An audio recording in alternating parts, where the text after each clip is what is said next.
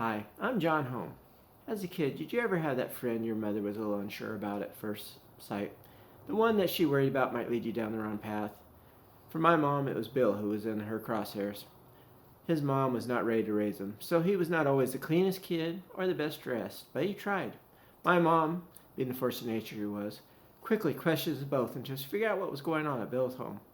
But it was the 70s, so instead of turning him over to Child Protection Services, she started adding food to lunches or lunch money, asking if I thought he would like certain clothes that were on sale, as well as making sure his homework was done correctly so his grades were good, like he was her own kid.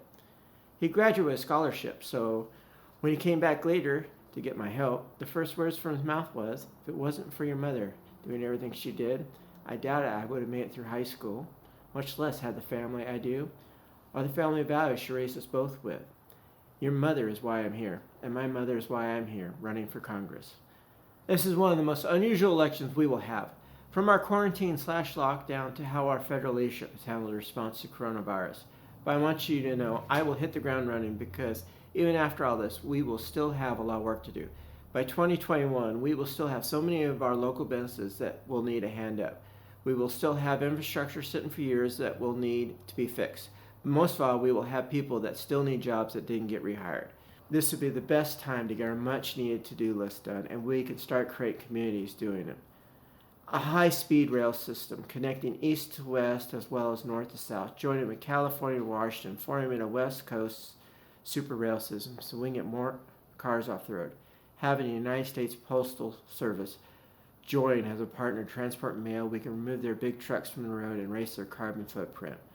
My father, a power company worker, had received a 1970 report from a friend which showed that due to Oregon's milder climate, we could be a West Coast natural power battery if we had started to switch to solar, wind, and hydro. That was 70s tech. What if we did it today with our current tech? We could probably rebuild the whole energy grid with the savings. We could add on to the farm bill so farmers could get grants to add solar and wind generators to replace their current sources of power and add enough to make them into income generators as well. My mother raised me that politicians are supposed to be employees of the people, for the people and by the people. I'm working for all Oregonians to build a better Oregon, and we have been divided for too long, and I feel we can rebuild our economy and our future and come back together as neighbors and reinvigorate the spirit of community. Greg Walton's adherence to the GOP's unbridled self-interest and failure to lead has left a representation gap in rural Oregon. And someone must step up and fill that gap, and that someone is me. My name is John Home, and I'm asking for your support to build a better Oregon together.